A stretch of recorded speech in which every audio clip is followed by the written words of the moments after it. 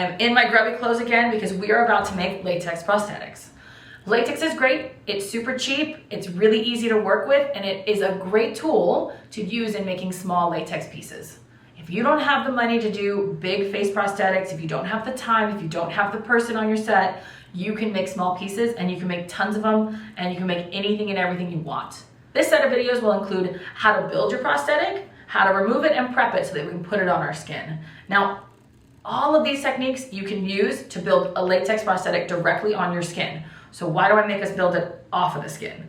Well, one, it allows for dry time. Latex can take anywhere from a couple hours to a full day to dry, depending on how thick it is. So I don't think we have time to wait around for that, and I don't think you want to sit there with a blow dryer for 45 minutes. I think it's just better to make it somewhere else. Also, when you make it on a different piece of paper, you can make a bunch and then decide which one you want to use. Prep them, then apply them. It means less latex touching your skin, a little more glue, but less latex catching in your hair. We're gonna be making 3 different types of latex wounds today.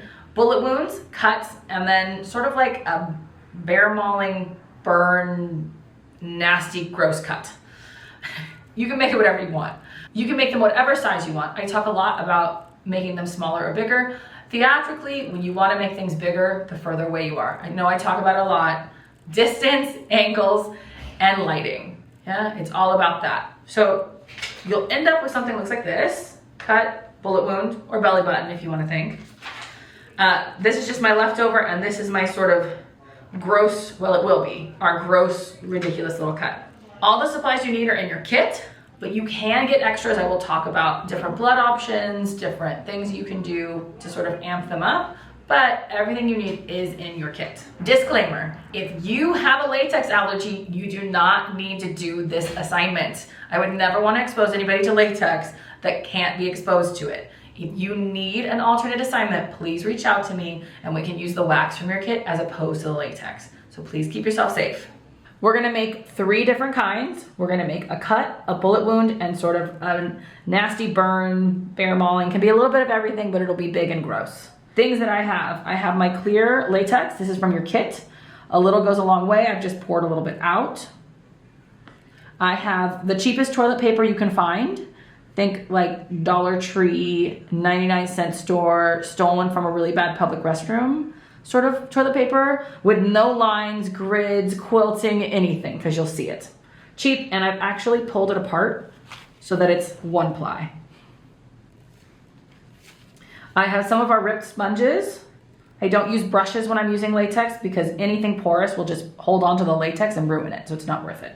So sponges and my palette knife, because the latex will just come right off. And then 2 pieces of just wax paper. This is the art paper. You can use wax paper from the Dollar Tree as well. 99-cent store, sheet from your kitchen. Paper plate, you can also use anything that is like a piece of plastic, a piece of metal, that it has to be non-porous. So other things that I've prepared. This is cotton ball, and I've sort of ripped it up and made a nice little mound. I have a mound of all my scraps. I have my toilet paper that I have over here, and I've made little shapes. So first I've made the little worms, and a little worm is made by rip, rip, rip, and twirl. If I can actually twirl it. So skinny ends, fat middle, skinny end. And you can make them any size. I can chop them down, and that could be a little bullet wound. I can make them big, small, whatever I feel like. Oh, again.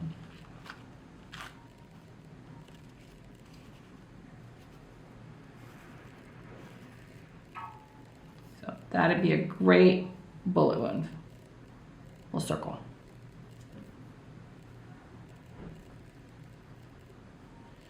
So I have my circle. I have my 2 pieces that are gonna be my cut. And then I need a sort of big piece to hold them together. So there's that one. And then I've ripped kind of a circle that goes on the other one. And then scraps just go to the side. So getting started, we're gonna put a base layer of our latex first. So the cut, I wanna give it sort of that long, narrow feel. Dab, dab with your textured side. and then a circle. There they go, they're floating away. And this is a layer to kind of start building up. You always want to have thin outside, thicker inside. So this layer helps us stick our pieces into. And I use my palette knife to help shove them together. Bullet wound.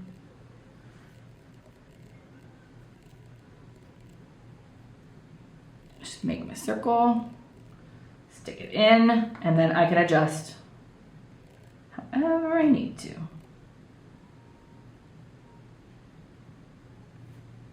So layer one. So latex, toilet paper, latex.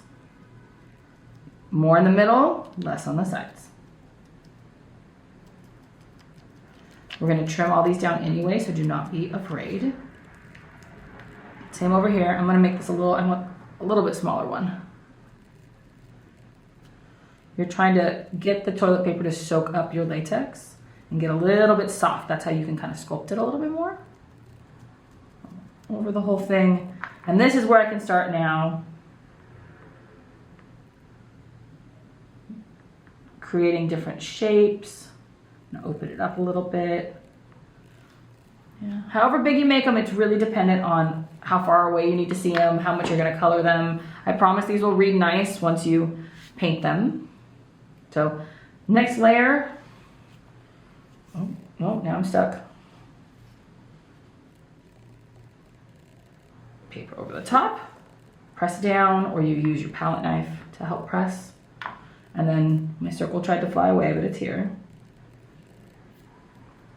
Now, another layer of latex. Kind of sits. This is gonna laminate everything together, gives it a little more structure on the inside so it holds together.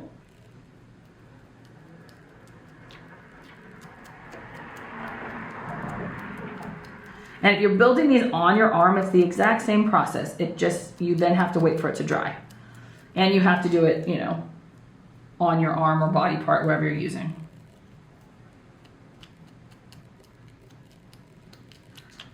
So a lot of times now what I will do, you saw the pattern, right? It's latex, toilet paper, latex, toilet paper, latex.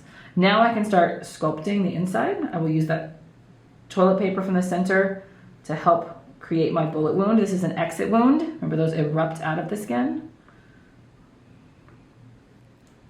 Entrance pulls the skin in, exit pulls it out.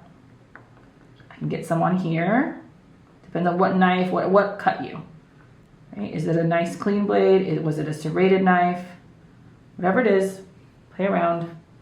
I can always add more texture. I can always add more stability if I need. I lost some here, I can add some in so it doesn't collapse on me. Fill it in a little bit.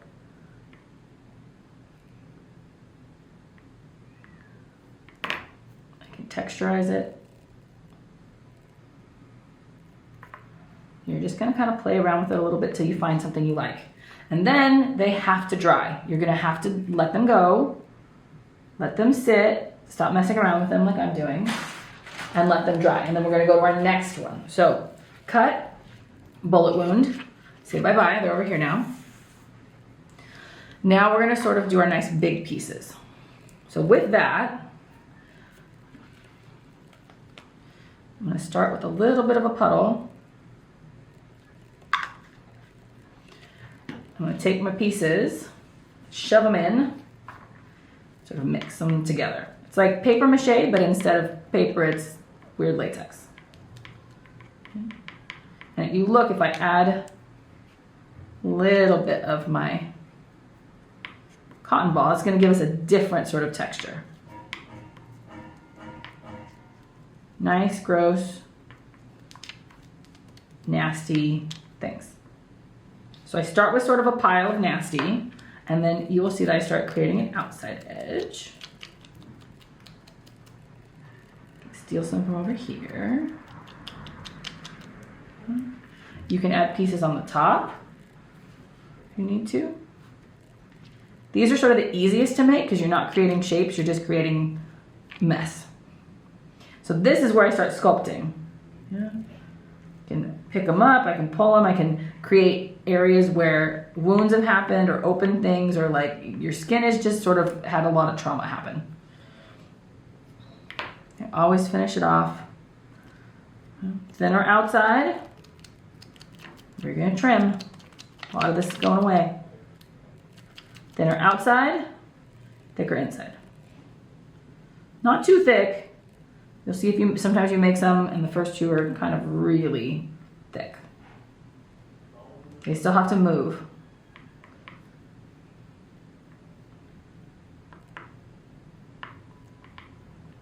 And then once you get there, you just leave it. Now with this extra, I can actually show you, you can take a piece of this. You can embed things. So I can literally just put it there and it'll become one with the piece, and I can paint it like I would anything else. So you can put staples. You can, once these are dried, we can sew them up. There's so many options we can sort of play around with and create. But now it is time to dry. You can't do anything until it's dry. So right now, it's gonna take a little bit of time. The thicker your pieces, the longer they're gonna take to dry. The colder it is, the longer it's gonna take to dry. So you really just need to wait. Make these a day ahead. In the next little bit, I'll show you how to prep them once mine are dry. I hope you enjoyed learning how to make your latex prosthetic pieces, and go ham, right? Make as many as you want. You do not have to apply them all. You also don't have to apply them all to your face. You will see in a lot of these videos, I will be using my arms and my hands. It's just easier to work on. You can, it's easy to see. You don't have to worry about anything getting in your eyes. And honestly, I prefer it. But you do you and have fun.